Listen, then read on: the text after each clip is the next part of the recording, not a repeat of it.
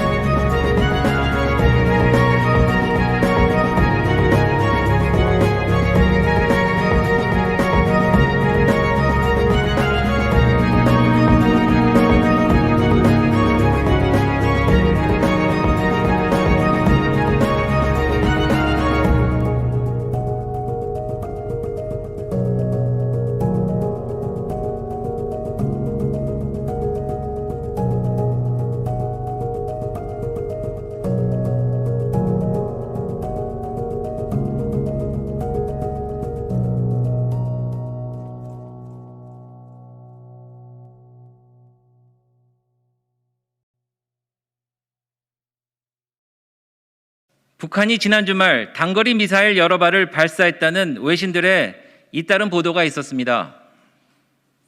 합참이 아닌 외신 보도를 통해 북한 시험 발사 소식이 먼저 전해진 것은 상당히 이례적인 상황입니다. 외신을 통해 발사 소식이 전해진 후에야 정부는 발사된 미사일이 모두 단거리 순항 미사일이므로 UN 안보리 결의 위반이 아니라고 밝혔습니다. 북한의 이번 발사는 미국 핵심들이 방한한 가운데 우리가 미국과 선을 그어야 한다는 으름장 포고가 아닌지 의심됩니다. 하지만 의미를 축소하기 급급한 정부를 보고 있노라면 이 정부는 미사일을 바이든 정부 출범을 축하하기 위한 축포라고 주장하고 싶어하는 듯합니다. 이번 발사는 한반도의 안보에 위협을 가하는 북한의 명백한 도발 행위입니다. 하지만 여기에 더해 충격적인 것은 우리 군이 미사일 도발을 합참 상황실에서 모니터로 지켜보고 있었다는 점입니다. 발사 순간을 지켜봤음에도 불구하고 발표를 하지 않았던 정부, 미국 국무국방장관의 심기 경호를 위해 밝히지 않았다면 국민에게 위기 경보를 알리지 않은 명백한 직무유기입니다. 국민에게 위기 정보를 알리지 않은 명백한 직무유기입니다. 그것이 아니라면 북한의 미사일 도발을 감싸기엔 다소 무리가 있으니 발표 자체를 하지 않아 사실을 숨기려 했던 것입니까? 단거리 미사일은 대한민국을 타격할 수 있습니다. 북한은 지난 2017년 6월 지대함 순항 미사일을 발사한 적이 있습니다. 당시 지대함 미사일은 강원도 원산 일대에서 발사됐으며 동해상공에서 2차례 선의 비행을 한 다음 해상에 떠있던 목표물을 명중시켰습니다. 우리 국민들이 경계할 수 있게 알려줘야 할 일이고 우리 안보가 위협받고 있는 상황인데 UN 안보리 결의 위반이 아니라는 말만 앵무새처럼 반복하고 있습니다. 최근 북한이 NLL 이북 창린도에 방사포를 배치한 정황을 포착했음에도 우리 군은 군사합의 위반이 아니다라며 감싸고 있습니다. 우리 국민의 안전이 이렇게 위협받고 있음에도 북한을 감싸는 정부, 과연 누구를 위한 정부입니까? 정부는 남북 관계를 해피엔딩의 동화로만 보지 말아 주십시오. 북한의 인권 문제, 북한의 비핵화에 대한 방향 전환 없이 한반도 문제는 해결이 요원할 것이고 동맹과의 거리는 멀어질 것입니다. 안보 불감증 조장, 정부를 규탄합니다. 안보 불감증 조장, 정부를 규탄합니다. 침묵과 저자세로는 북한을 변화시킬 수 없다는 것은 한반도 평화 프로세스의 실패가 증명했습니다. 이제 허상에서 벗어나야 합니다.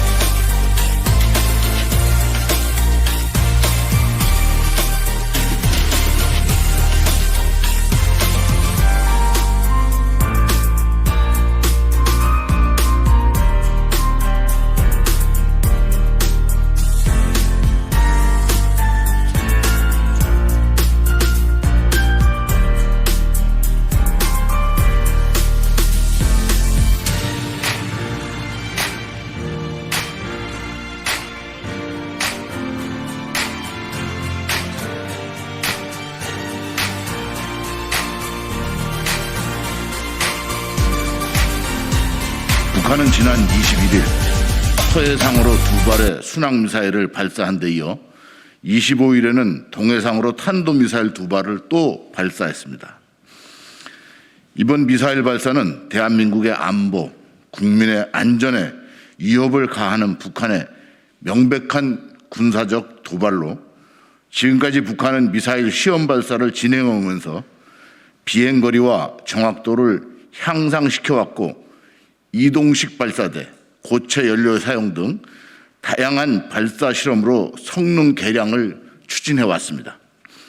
특히 25일 발사된 탄도미사일은 탄도 중량 2.5톤, 사거리 600km의 신형 탄도미사일로 알려지고 있어 그 심각성이 더해지고 있습니다. 우리 군이 대북 미사일 방어를 위해 준비해온 삼축 체계도 무력화될 우려가 아주 높습니다. 이에 국회 국방위원회 소속 국민의힘 의원 6명과 무소속 홍준표 의원은 사안의 심각성과 우리 군의 대응책 강구를 위해서 국회법 제52조 3항 제적위원 4분의 1 이상 요구가 있을 때에 따라서 상임위를 개최할 수 있다는 규정에 근거하여 국회 국방위원회 개회를 정식 요구했습니다. 하지만 민주당은 안이한 인식과 미연족 대응에 실망을 금할 수 없습니다.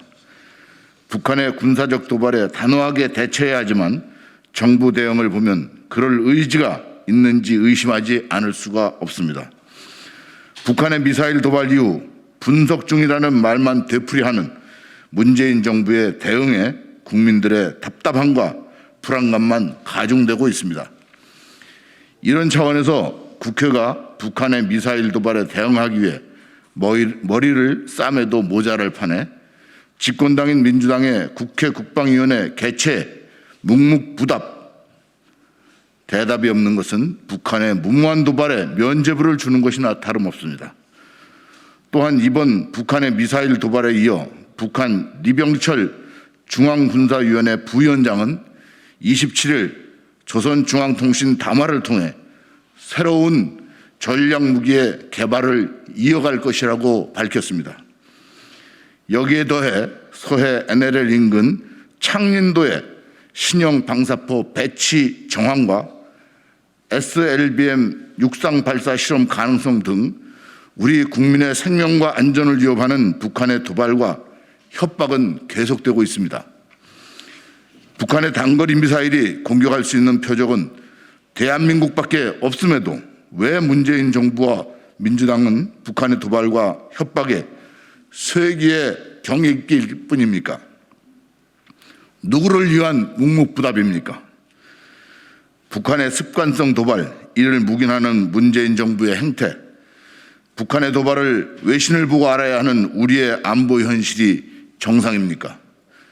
국가를 위해 목숨 바친 전사자를 추모하고 유가족을 위로하는 국가 행사에 여야가 있을 수 없음에도 정권 유지를 위한 이벤트로만 생각하는지 묻고 싶습니다. 문재인 정부가 북한과 대화에만 집착한 나머지 북한의 눈치를 보는 것은 어제 오늘의 일이 아닙니다. 북한의 도발과 협박에 굴복하는 자세로는 국가와 국민을 보호할 수 없음을 민주당은 깨달아야 할 것입니다. 국민의힘 국방위원회 1동 감사합니다.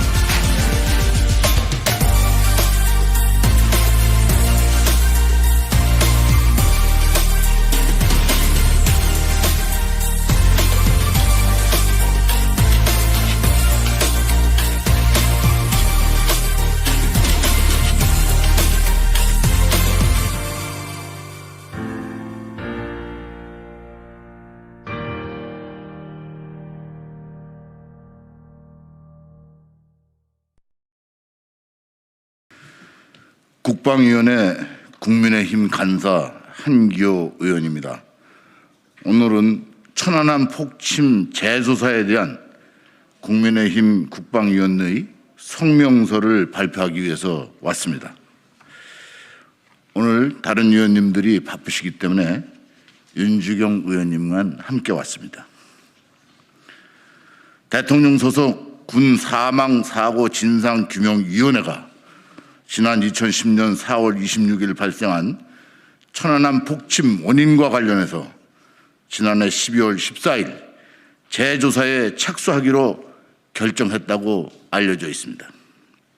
이번 천안함 재조사의 발단이 천안함 좌초설, 음모론을 끊임없이 제기한 당시 민주당이 추천한 신상철 전 천안함 사건 민군 합동조사단 조사위원회에 의해 결정됐다는 것에 경악을 금하지 않을 수가 없습니다. 아직도 천안함 재조사를 주장하는 사람들이 활개를 치고 있다는 것에 억장이 무너지는 사람이 비단 천안함 유족들만이 아닐 것입니다. 천안함 46용사가 하늘에서 통곡을 할 것입니다. 2010년 3월 26일 북한의 어뢰에 의한 폭침으로 천안함과 46용사가 비극을 맞았다는 것은 세상이 다 아는 진실입니다. 5개국 국제합동조사단은 2010년 5월 과학적, 전문적 조사를 통해 북한 책임이라는 점을 명확히 밝혔고, 당시 국방부는 폭침 주범이자 대남 무력 도발을 주도했던 인물로 북한 정찰 총국장 김영철을 지목했습니다. 그럼에도 이번 대통령 소속 국가기관의 재조사 결정을 보면서 참담함을 금할 수 없을 뿐만 아니라 누구를 위한 재조사이며 북한의 천안함 도발에 면죄부를 주고 싶은 것이 문재인 정부의 본심이 아닌지 의심스럽습니다. 그렇다면 지난 3월 26일 문재인 대통령이 참석한 서해 수호의 날 기념식은 선거를 앞둔 한낱 쇼에 불과한 것입니까? 앞에서는 천안함 영령을 유하는 척하면서 뒤로는 재조사에 나섬을 볼 때 문재인 정권은 천안함 46용사와 생존 장병에 대한 손톱만큼의 진정성도 없는 것으로 보여집니다. 천안함 46용사는 나라를 지키다 목숨을 잃은 호국 용사들입니다. 누군가의 아들이고 남편이기도 합니다. 천안함 폭침 이후 11년의 세월이 흘렀지만 그날의 고통과 상처는 아직도 계속되고 있습니다. 그럼에도 호국 영령을 욕보이면서까지 대통령 직속기관이 나서서 재조사에서 나서는 것은 무분별하고 몰상식한 처사입니다. 오죽하면 전준영 천안함 생존자 예비역 전후회 회장이 페이스북을 통해 몸에 휘발유를 뿌리고 청와대 앞에서 죽고 싶은 심정이다, 이렇게 밝혔겠습니까? 이에 국민의힘 국방위원 전원은 군 사망사고 진상규명위원회에 천안함 재조사 철회를 촉구합니다. 그것이야말로 차가운 서해에서 잠든 천안함 46용사와 고 한준호 준위에 대한 최소한의 예의라고 생각됩니다. 아울러 국민의힘 국방위원 전원은 천안함 생존 장병들에 대한 의료 및 취업 지원, 천안함 폭침과 관련하여 장병들에 대한 명예훼손 시 처벌할 수 있는 천안함 생존 장병 지원 등에 관한 특별법과 천안함 재조사 철회 결의안을 추진하는 데 적극 나서겠습니다. 국민의힘 국방위원 1동, 감사합니다.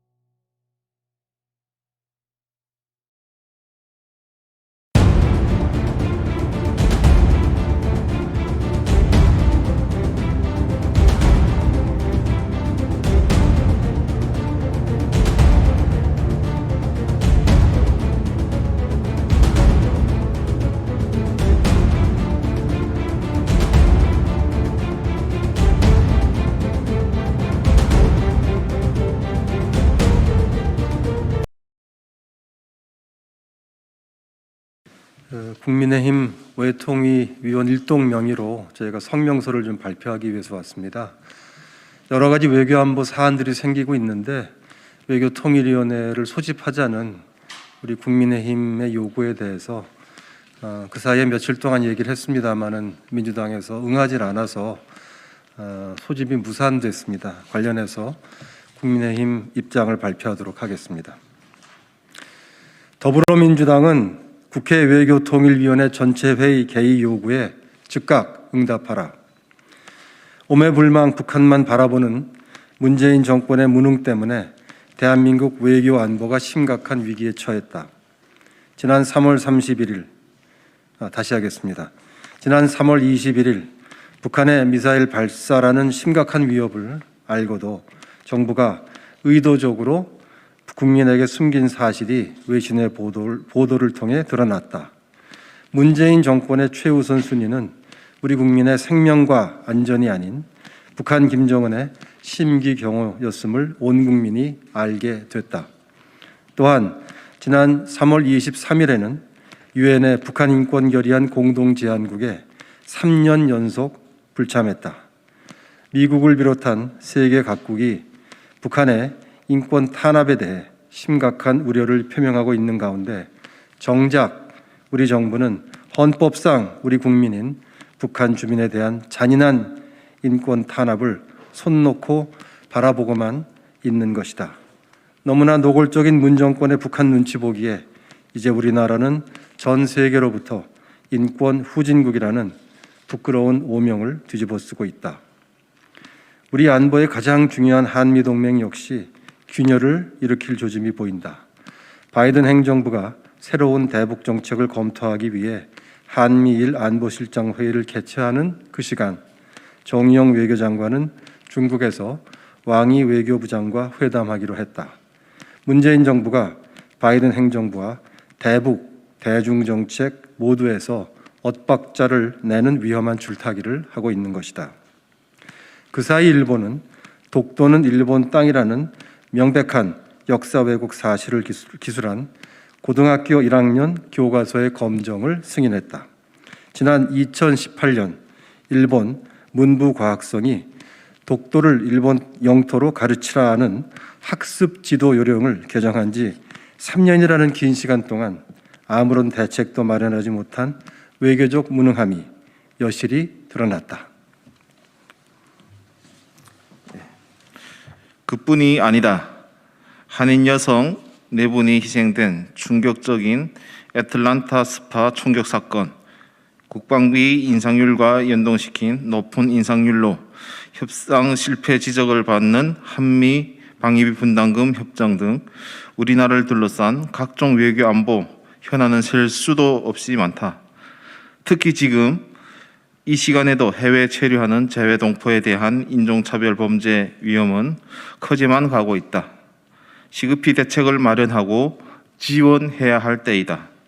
이에 국민의힘은 수차례에 걸쳐 외교통일위원회를 소집하여 정부의 보고를 듣고 대응책을 마련하고자 더불어민주당에 요청했지만 반대에 부딪혀 결국 무산되고 말았다. 지금 더불어민주당은 선거에만 정신이 팔려 외교와 안보라는 커다란 국익과 재외 국민의 생명과 안전에는 눈길조차 주지 않고 있다. 겉으로는 일하는 국회를 만들겠다고 큰 소리를 쳤지만 제 버릇 남 못 주고 언제 그랬냐는 듯 말과 행동이 다른 이중적 행태를 보이고 있다. 선거보다 국민의 안전과 국익부터 챙기는 것이 국민에 대한 도리이자 국회의 마땅한 의무이다. 국민의힘은 다시 한번 국회 외교통일위원회 전체 회의의 개의를 요청한다. 더불어민주당은 합당한 요구에 즉각 응답하라. 지금 민주당이 상임위 개의를 파하는 것은 국민에 대한 직무유기라는 점을 엄중히 경고한다. 2021년 4월 21일 국민의힘 외교통일위원회 위원 일동. 감사합니다.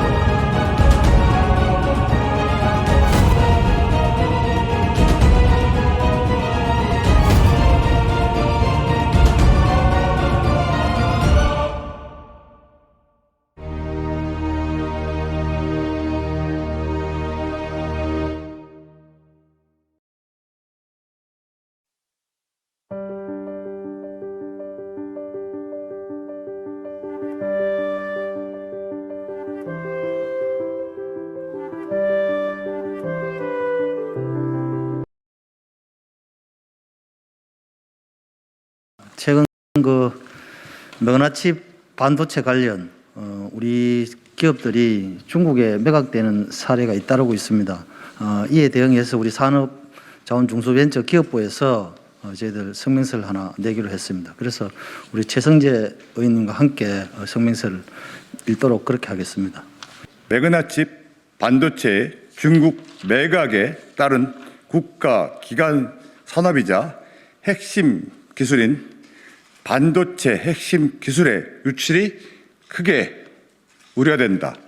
중국이 매그나칩을 인수할 경우 첨단 OLED 구동 IC와 전력 반도체 사업의 기술력을 단숨에 끌어올릴 것으로 전망되고 있다. 매그나칩 반도체는 2004년 하이닉스가 구조 조정의 일환으로 비메모리 사업 부문을 분사하며 설립된 회사로 디스플레이 사업과 전력 반도체 사업을 전문으로 하는 국내 반도체 회사이다.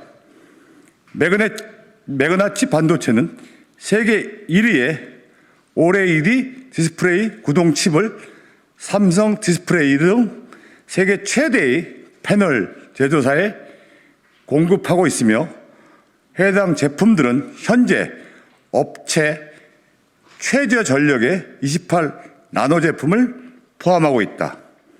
이러한 가운데 국내 반도체 회사인 매그나칩 반도체가 중국계 컨소시엄인 와이즈로드 캐피탈의 매각 절차를 진행 중에 있다. 시가총액 1조 원에 이르는 국내 중견 시스템 반도체 기업인 매그나칩 반도체가 중국계 자본에 매각될 경우 국가 핵심 기술이 해외 유출이 크게 우려된다.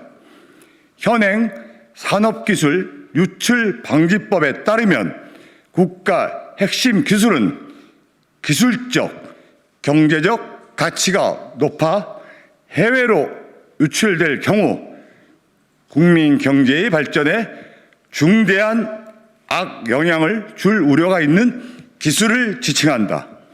최근 6년간 해외로 유출된 국내 산업기술이 121건에 달하며 그중 29건은 국가 핵심 기술에 해당하는 것으로 나타나 국가 핵심 기술 정보를 위한 정부의 적극적인 노력이 절실한 실정이다. 매그나칩 반도체는 현재 디스플레이 구동 집적 회로 DDI 생산 부문에서는 삼성전자에 이어 세계 2위에 올라 있다. 또한 매출액은 2017년 6억 7,970만 달러에서 2019년 7억 9,220만 달러, 약 9천억 원에 육박하고 있다. 특히 매그나칩 반도체 회사 제품은 2천여 종으로 보유한 기술 특허는 첨단 DDI와 전력 반도체 관련 3천여 건이 넘는다. 뿐만 아니라 매그나칩의 주력 기술들은 TV와 스마트폰의 OLED 패널을 작동시키는 핵심 반도체이다. 반도체는 국가기관 산업이자 국가 핵심 기술로 회사 매각은 산업통상자원부의 인가가 있을 때만 가능하다. 현재 매각에 대한 정부 승인 절차가 남아있는 상황으로 정부에서 이 부분을 승인한다면 OLED 디스플레이 패권은 물론 차량용 반도체 핵심 기술까지 중국으로 넘어갈 수 있는 상황이다.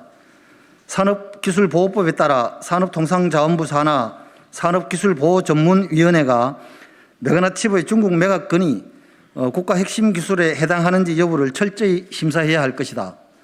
결국 반도체 핵심 기술 유출을 막을 수 있는 것은 산업부의 승인 여부에 최종적으로 달려있는 것이다. 이에 산업중기위원회 국민의힘 의원들은 다음과 같이 촉구한다. 한국의 대표적인 반도체 업체인 매그나칩의 중국 컨소시엄 매각과 관련하여 국가 핵심 기술인 반도체와 OLED 분야 기술 보호를 위해 정부의 기술 보호 대상 여부를 철저히 심사해야 한다. 최근 가속화되고 있는 반도체 등 국가 핵심 기술 해외 유출과 관련하여 보호해야 할 기술 범위를 대폭 확대하고 이에 대한 철저한 보호정책 대책을 마련해야 할 것이다. 최근 지역의 주요 업체의 해외 매각과 관련하여 지역 경제 침체가 우려되는 만큼 국내 기업들에게 우선적으로 매각될 수 있도록 관련 정책적 지원책을 마련해야 한다. 이상입니다.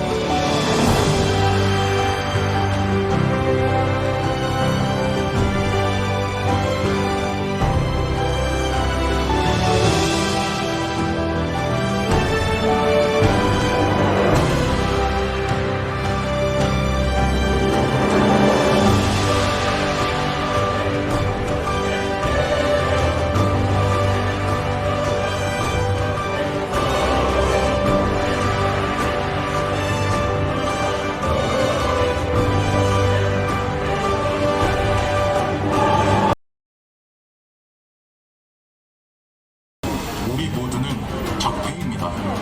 우리가 조국을 비판했기 때문에 적폐가 되었습니다. 우리가 문재인 정부의 부동산 정책을 따르지 않아 집을 샀기 때문에 적폐가 되었습니다. 우리는 윤미향을 비판했기 때문에 적폐가 되었습니다. 우리가 20대라는 이유로 적폐가 되었고, 우리는 북한을 비판했기 때문에 적폐가 되었습니다. 우리가 주식을 해서 코인을 해서 우리는 적폐가 되었습니다. 여러분, 저는 시작 전에 말씀 한마디 드리고 싶습니다. 우리 모두는 적폐입니다. 왜냐하면 우리가 조국을 비판했기 때문에 적폐가 되었습니다. 우리가 문재인 정부의 부동산 정책을 따르지 않아 집을 샀기 때문에 적폐가 되었습니다. 우리는 윤미향을 비판했기 때문에 적폐가 되었습니다. 우리가 20대라는 이유로 적폐가 되었고, 우리는 북한을 비판했기 때문에 적폐가 되었습니다. 우리가 주식을 해서 코인을 해서 우리는 적폐가 되었습니다. 하지만 우리가 적폐인 가장 큰 이유를 여러분들은 아십니까? 그것은 바로 우리가 민주당을 지지하지 않기 때문에 우리가 적폐인 것입니다.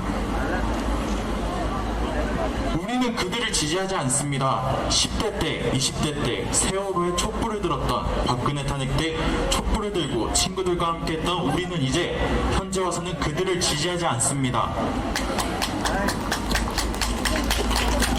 하지만 우리들은 이제 와서는 그들을 지지하지 않는다는 이유만으로 적폐가 되고 역사 경험이 모자란 청년들이 되었습니다.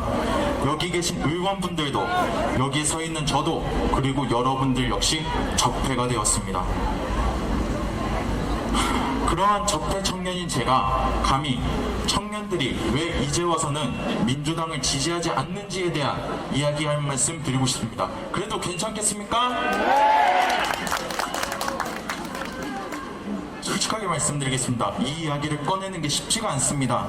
제가 현재 한 발언 때문에 상처를 받은 그분들이 괜히 또다시 2차 가해를 받지 않을까 하는 걱정이 있기 때문입니다. 하지만 그 이야기를 꺼내지 않는다면 청년들이 왜 민주당을 현재 와서 지지하지 않는지에 대해서 이야기할 수 없기 때문에 최대한 정치색을 빼고 이야기해 보려고 합니다.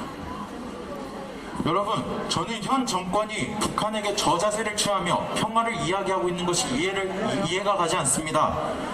그들은 공무원이 사살되어 그 시신조차 아직 발견되고 있지 않는 지금 이 순간까지도 자신들이 남북 평화를 위해 노력해서 남북 평화가 왔다고 이야기하고 있습니다. 그리고 그러한 자신들의 업적을 깨지 않기 위해 그 누구보다 노력해오고 있습니다. 작년 현충일 기념식 때를 기억하실 겁니다. 정부는 연평해전 천안함 유가족분들을 자신들의 현충일 기념식 때 초대하지 않았었습니다. 정확히는 논란이 되기 전까지 그들은 초청하지 않았고, 논란이 되자 발빠르게 책임을 회피했습니다. 자신들에게 아무런 정치적 불리함이 없는 독립유가족분들과 코로나 희생 유가족분들은 초청했으면서도 정작 독립유가족분들과 같이 나라를 지키기 위해서 희생을 한 천안함 연평해전 희생자 유가족분들은 현 정부의 정치적 계산을 해 초청을 안 하려고 한 현 정부의 태도에 의해서 또 한 번 상처를 입으셨어야 했습니다. 또한 정부는 국가유공자 보훈가족 초청 오찬 행사에서조차 가해국인 북한에 의해 희생된 장병들의 유가족분들에게 문재인 대통령과 김정은이 손을 잡고 있는 사진이 첨부된 팜플렛을 주며 자신들의 업적을 높이려고만 했습니다. 그 자리에서 가장 위로와 감사를 받았어야 할 국가유공자분들과 유가족분들은 또다시 정치적으로 계산된 정부의 행동에 의해 또 한 번의 상처를 입으셨어야 했던 겁니다. 저는 그 당시 정부가 한 행동은 명백한 2차 가해라고 생각을 합니다.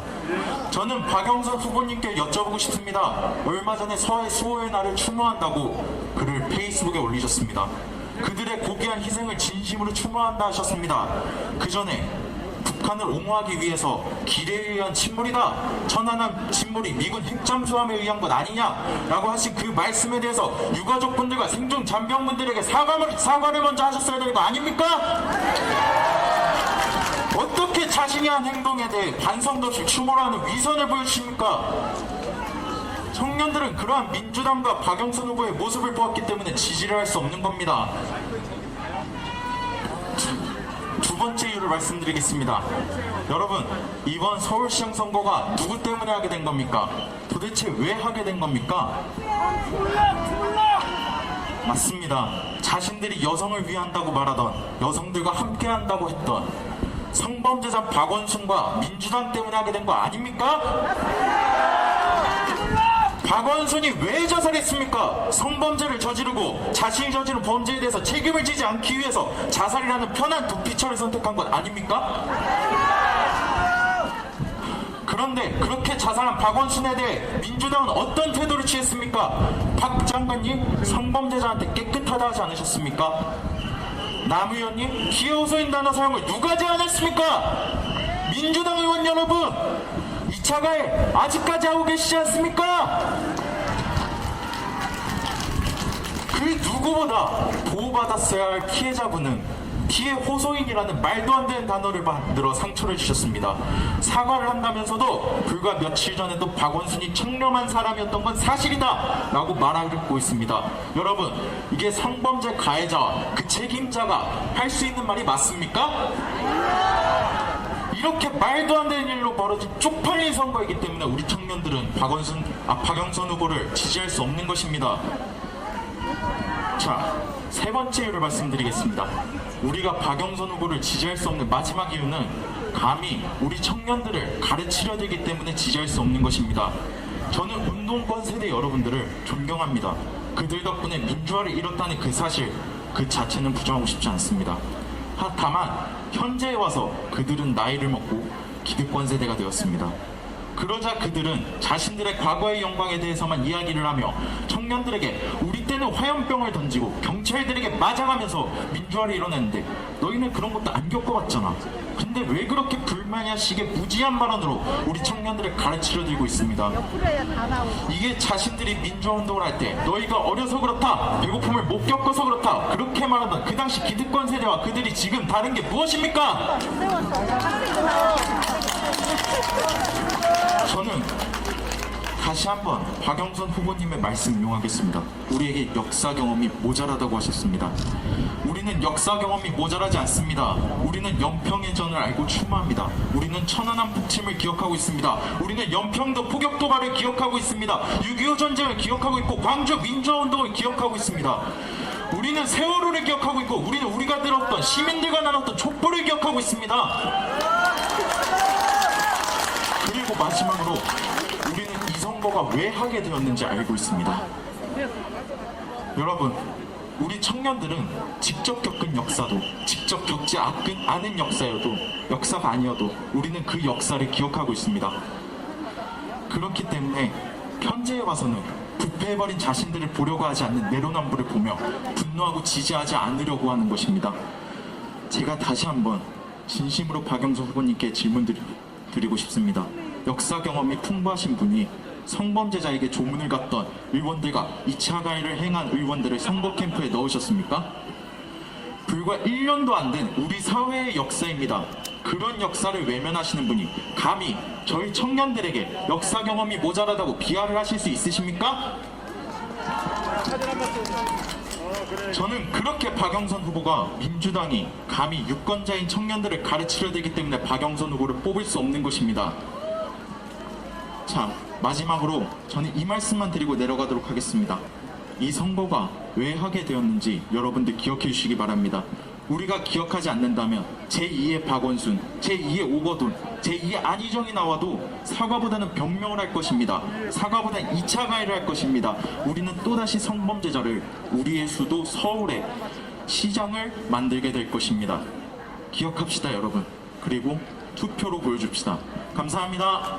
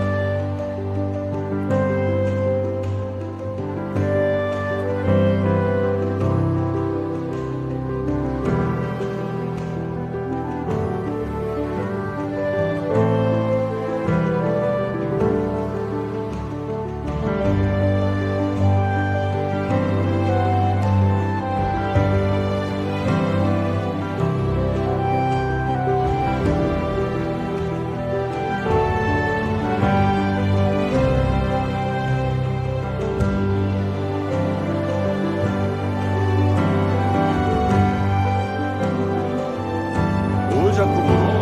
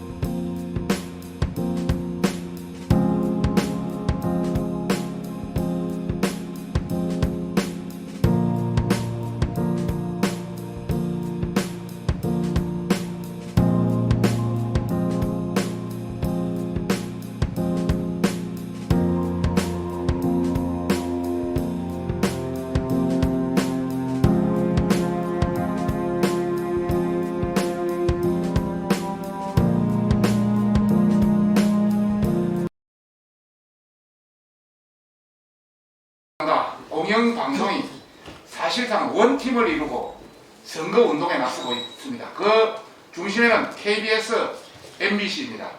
해도 너무한다, 이런 말씀을 말씀드리고 싶습니다.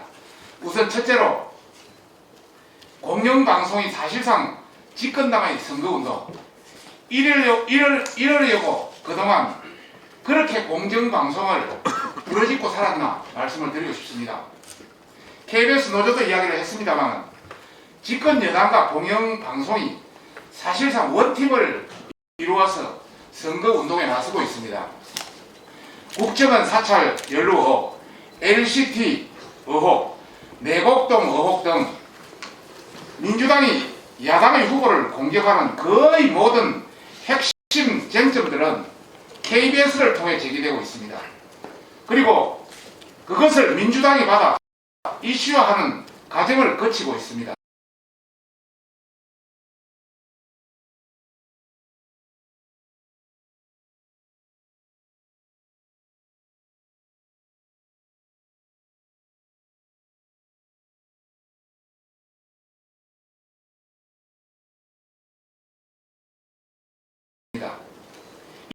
이 대부분은 일반 시민들이 제보하기 쉽지 않은 상황입니다. 권력 깊숙한 곳에서만 알 수 있는 정보를 정보의 제보라는 형식을 통해서 보도하고 있습니다. 특히 지난 3월 26일 오세훈 후보의 내곡동 땅 청량 현장에 있었다는 KBS 뉴스 9시 뉴스 보도를 보고 신뢰성을 검증하기 어려운 정인 AB라는 보도를 했습니다만 제가 그 당시 구청장을 했기 때문에 누구보다도 그 상황을 잘 알고 정인하는 사람에 대한 것도 알고 있습니다. 그리고 토지청량 공사의 정인 마찬가지 신뢰성을 검증하기 어려운 정인의 사실 여부를 확인하는 것이 불가능한 정언을 대대적으로 보도하고 이를 민주당이 받아서 대대적으로 여론몰이를 하는 불쏘시개 역할을 하고 있다. 저희들은 그렇게 판단하고 있습니다. 또한 성명의 내용 중에는 이번 보도의 실무자인 정치부장 최문호, 송명훈 기자도 문제가 있다.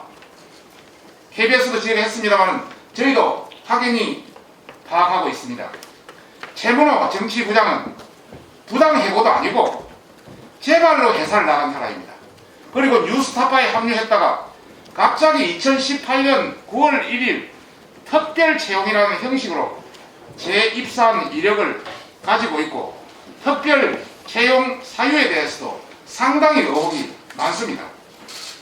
송명훈 기자는 과거 2010년 3월 28일 침수되면서 5km 표류 후 두동강이라는 천안함 관련 보도를 하면서 사고 해점에서 두동강이 났다는 국방부 주장과 군 당국의 발표가 틀렸다는 내용의 취재 및 리포트를 하였다가 오보로 밝혀져 KBS 얼굴에 먹칠을 한 당사자입니다.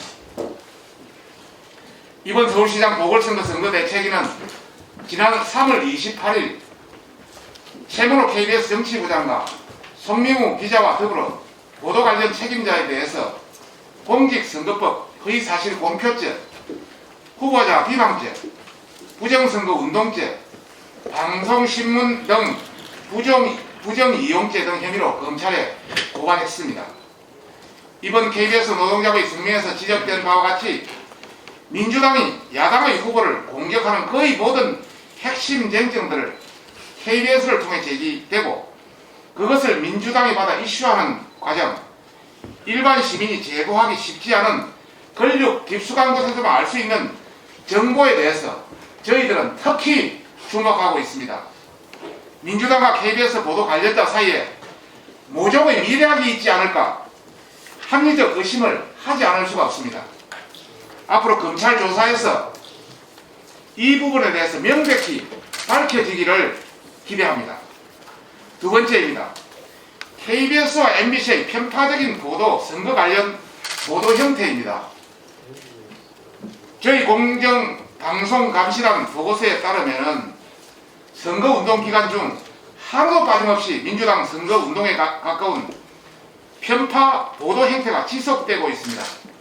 그 내용이 차고도 너무 넘쳐서 모두 지적하기 어렵습니다.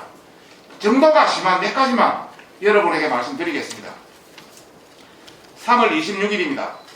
KBS, MBC 모두 안철수 대표와 안철수 대표의 오세훈 후보 지원 사실을 보도하지 않았습니다. KBS, MBC 모두 박영선 후보의 20대 역사적 경험치가 낮다는 청년 폄하 발언을 보도하지 않았습니다.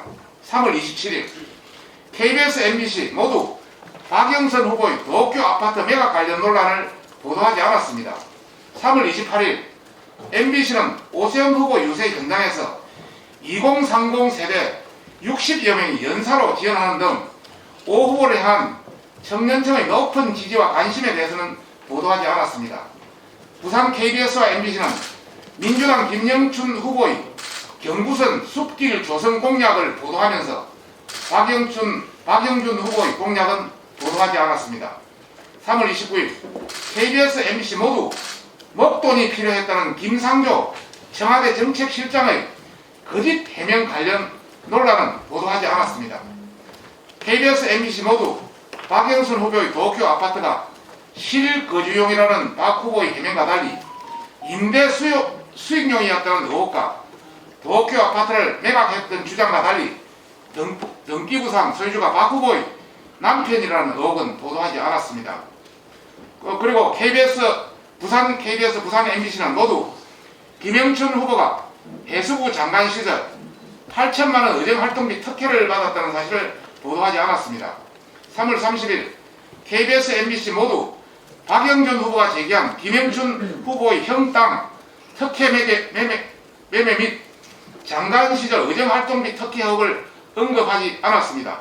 반면 김영춘 후보가 제기한 LCT 매입, 자녀 홍대 입시 문제 등 의혹을 언급해 보도했습니다. 3월 31일 KBS, MBC 모두 마지막 여론조사에서 오세훈 후보가 박영선 후보와 지지율 격차를 더 벌렸다는 소식을 보도하지 않았습니다. KBS 민주당 박주민 의원의 보도내용을 일체 보도하지 않았습니다. MBC 민주당 박주민 조홍천 의원의 임대료 인상 사실을 보도하면서 임대차법에 찬성하지도 않은 국민의힘 주호영 원내대표의 사례를 넣어 물타기를 시도했습니다. KBS, MBC 모두 선관위 편파성 논란과 국민의힘 지도부의 선관위 항의 방문 소식을 보도하지 않았습니다. 한마디로 KBS 뉴스 9시 보도는 여당 1등 선거운동원이었고 MBC 뉴스데스크는 박영선의 언론 캠프였습니다.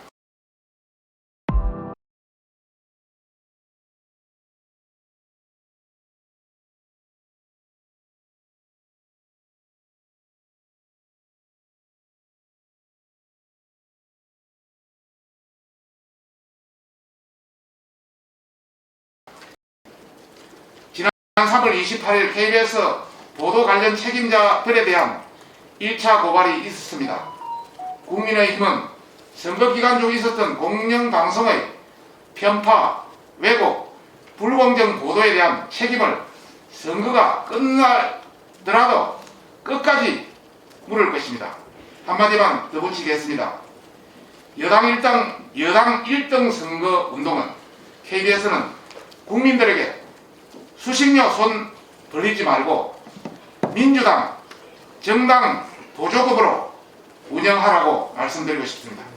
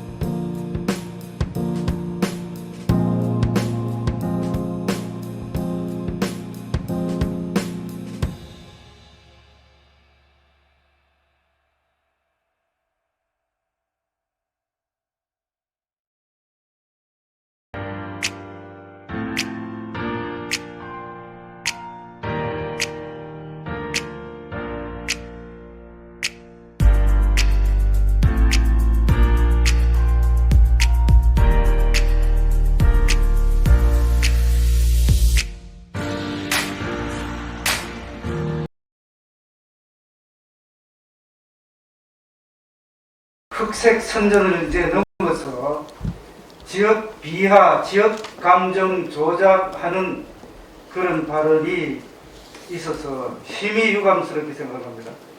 민주당 이광재 의원이 그저께 부산에서 열린 그 당의 중앙선거대책위원회 회의에서 전직 대통령들이 나왔음에도 대구 경제가 꼴찌라며 대구 시민들이 사람을 보고 뽑은 것이 아니고 당을 보고 뽑아 그런 결과가 생겼다라고 말했다고 합니다.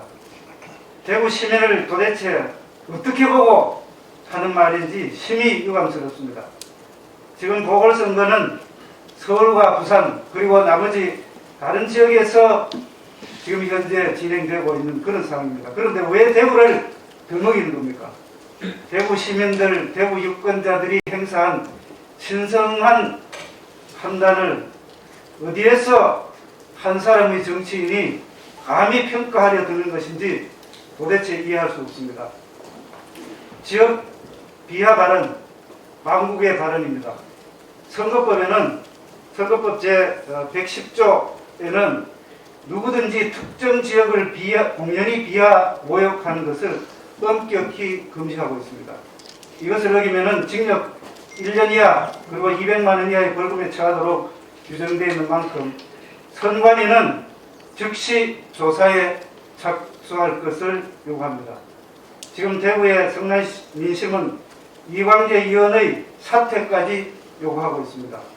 이광재 의원은 자신의 발언에 대해서 250만 대구 시민에게 100배 사죄하고 즉각 사과할 것을 요구합니다. 그리고 대구 시민을 비하한 심각한 명예훼손 행위에 대해서 그 어떤 책임도 질 것을 강력하게 요구하는 바입니다. 이상입니다.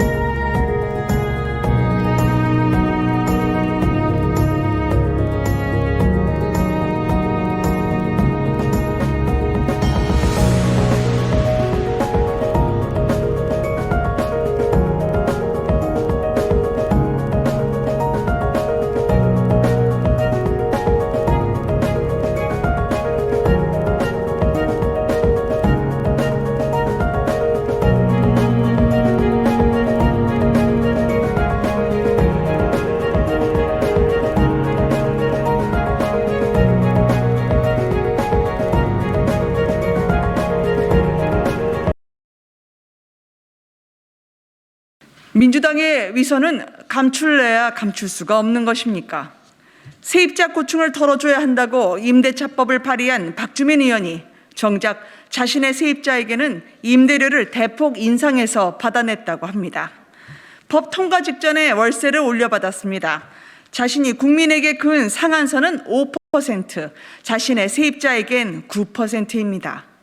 청렴한 척, 깨끗한 척, 세상에 있는 정의는 모두 다 끌어모으는 척하다가 뒤로는 입속을 챙긴 청와대 청담동 김 실장과 무엇이 다릅니까? 김의겸 전 대변인의 아내 탓, 김상조 전 실장의 집주인 인상 탓에 이어서 이번엔 부동산 사장님 탓이 새롭게 등장하긴 했습니다. 전 세입자와 끈끈한 관계라고 고백하는 TMI도 덧붙였습니다. 국민들은 묻고 싶습니다. 꼼꼼히 못 챙겨서 죄송한 게 아니라 꼼꼼히 챙겨온 것이 들켜서 죄송한 것 아닙니까? 김상조 전 실장은 짐을 싸고 청와대를 떠나기라도 했습니다. 박 의원은 어떤 방법으로 국민에게 속죄하시겠습니까? 1일 1 내로남불, 당혹스럽습니다.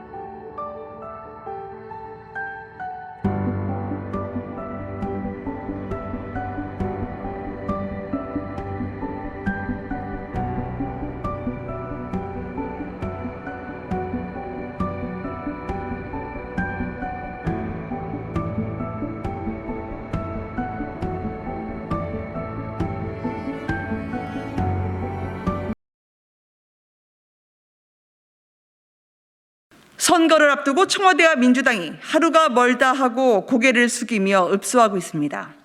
LH 사태 한 달이 다 되어서야 대통령이 국민 앞에 고개를 숙이더니 이낙연 상임선대위원장은 오늘 반성하고 혁신하겠다면서 대선 공약 같은 호소문을 발표했습니다.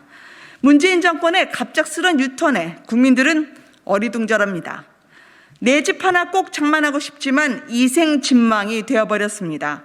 청년들은 영끌로 투기꾼 취급을 받고 집값을 올려놓은 건 정부인데 정작 국민들이 쏟아지는 세금 폭탄을 홀로 감내해야 했습니다.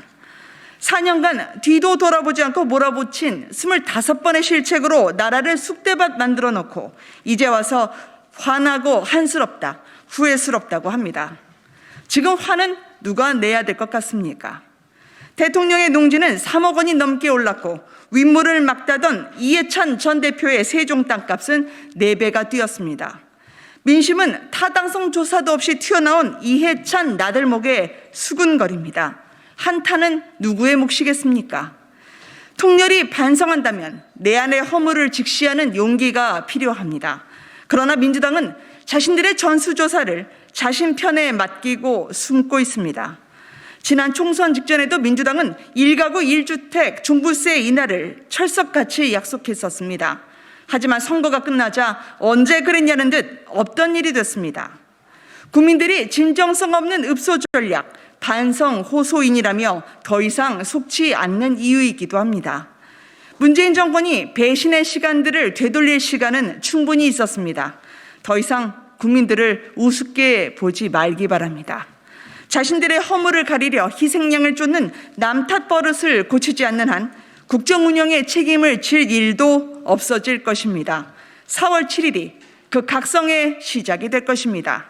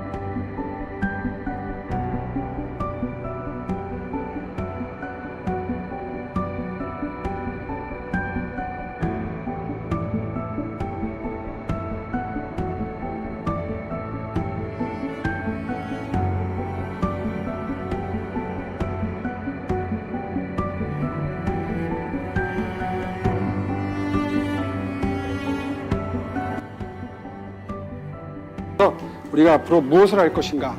세계 1위라고 하니까 어떻게 1등 하냐 싶죠? 1등 하는 거 있습니다. 지금 보시는 것처럼 적어도 서울의 지하철은 전 세계 어디도 따라올 수 없는 정말 그야말로 괜찮은 시설입니다. 세계적으로 우리 서울을 따르는 내용은 다시 뛰는 서울의 비전입니다. 세계 1위 도시 서울을 위해서 우리가 앞으로 무엇을 할 것인가. 세계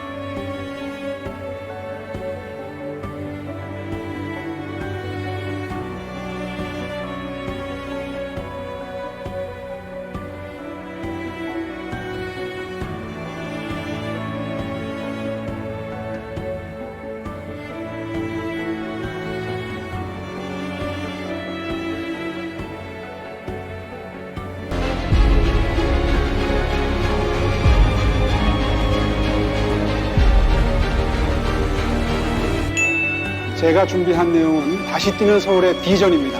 세계 1위 도시 서울을 위해서 우리가 앞으로 무엇을 할 것인가. 세계 1위라고 하니까 어떻게 1등 하냐 싶죠? 1등 하는 거 있습니다. 지금 보시는 것처럼 적어도 서울의 지하철은 전 세계 어디도 따라올 수 없는 정말 그야말로 괜찮은 시설입니다. 세계적으로 우리 서울을 따라올 도시가 없습니다. 실제로 도시경쟁력, 국제금융센터 지수, 삶의 질 이렇게 높아졌었습니다. 제 임기 중에. 그런데 박원순 시장 시절에 많이 퇴보했습니다. 도시경쟁력이라고 하니까 많이들 추상적으로 느끼시는 것 같아요. 밑에 써 있는 것처럼 주거나 교통, 녹지 면적, 문화 모든 것을 포괄하는 종합 성적표입니다. 미래의 일자리고 삶의 질입니다. 이 수치를 다시 세계 1위로 끌어올려야 하는데 지난 10년 동안 퇴보했습니다. 모두 제 책임입니다. 반성하겠습니다. 박원순 시장 시절에 처참한 성적표를 지금 보고 계십니다. 설명이 필요 없습니다. 도시재생 사업 예상만 낭비했습니다. 이제 경험을 갖추었고 그리고 10년 동안 쌓았던 비전을 갖춘 저 오세훈이 여러분을 찾아갑니다. 미래 서울입니다. 자잘한 글씨를 다 읽으실 필요는 없습니다. 이미 다 발표했던 내용이고 설명은 이미 드렸기 때문에 지금부터 줄거리 위주로 말씀드리겠습니다. 먼저 회복하는 서울입니다. 제 임기 중에 부동산 가격은 가장 안정됐었습니다. 장기 전세주택 시프트는 3만 3천 가구가 공급이 됐는데 문재인 정부도 이재명 지사도 베껴갔습니다. 앞으로 하겠다는 거죠. 스피드 공급 주택 설명이 필요 없습니다. 여러 번 말씀드렸습니다. 상세하게 읽어주시고 판단해 주시고요. 최근에 무주택자 모임 집값 정상화 시민행동 저는 지지합니다. 분양가 상한제, 분양원가 전면 공개 저도 동의합니다. 빠르게 공급하고 확실하게 안정적으로 공급해서 가격 확실히 안정시키겠습니다. 지난 10년 동안의 모습을 보고 계십니다. 제가 착공해 놓은 게 아직도 완성이 안 됐습니다. 1년 내에 완성시키겠고요. 제가 시작했던 경전철 박원순 시장께서 중단시켜서 지금 시민 여러분들이 그대로만 진행됐다면 이용할 수 있는 상황이 정말 물 건너가고 지금 이제 시작하는 단계입니다. 제가 반드시 완성시키겠습니다. V서울입니다. 지금 여러 경로를 통해서 접하실 수 있으니까요. 가끔 들어가서 참조해 주시면 우리 동네가 어떻게 바뀔지 느끼실 수 있고요. 권역별로 준비했습니다. 서부권 서울혁신파크, 그 다음에 은평 뉴타운을 비롯한 상암 DMC지구 중심으로 해서 많은 변화가 있을 거고요. 경전철도 들어가게 될 것입니다. 서남권 정말 중요하죠. 준공업지역 용도지구 바꾸고 용적률 상향하고 그리고 구로 차량기지, 구로 공부상가 그리고 신도림동 재개발 통해서 확실하게 바꿔내겠습니다.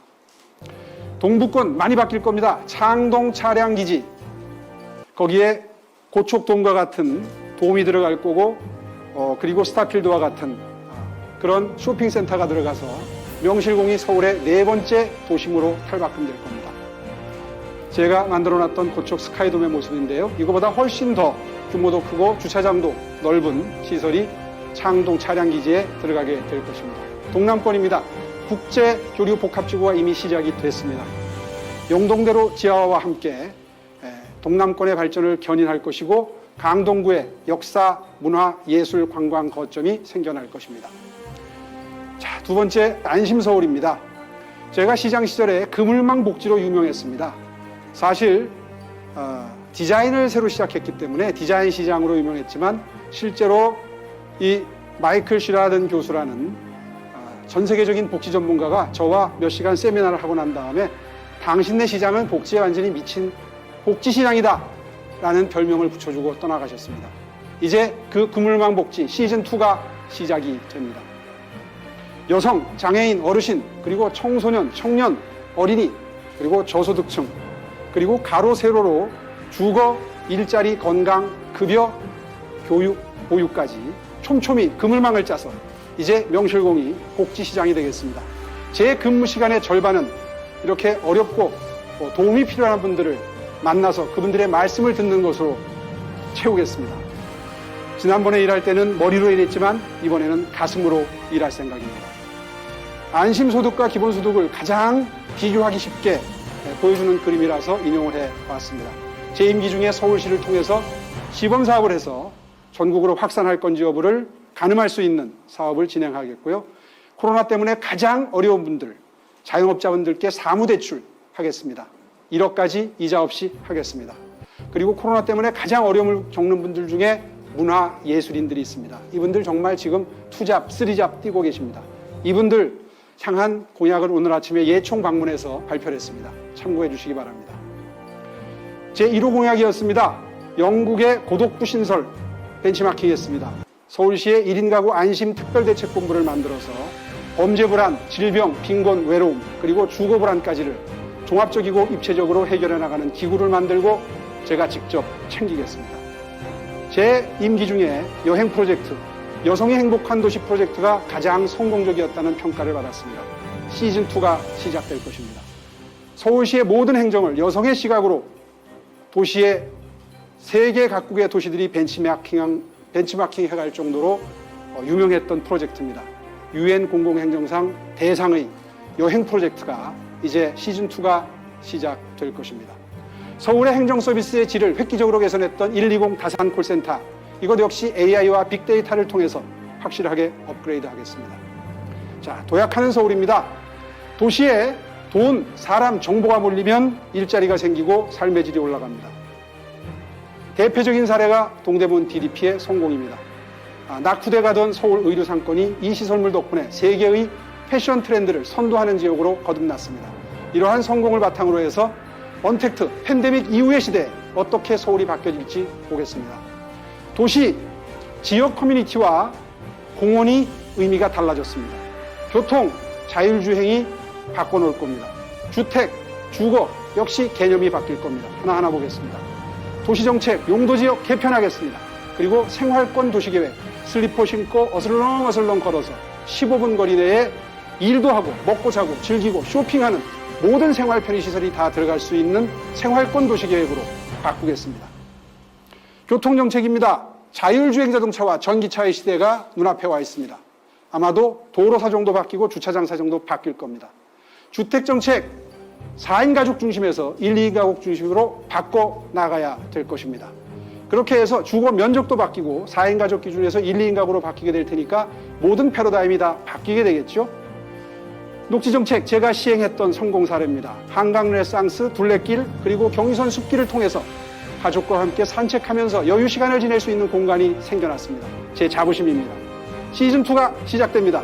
서울 시내의 모든 동네에 자투리 공간은 쌈지공원이 만들어지고 지상철을 지하화해서 녹지공간이 생기고 올림픽대로 강변북로 중에 가능한 공간은 오버패스를 만들어서 녹지공간을 만들겠습니다. 동부간선도로 지하화 힘차게 추진하겠습니다.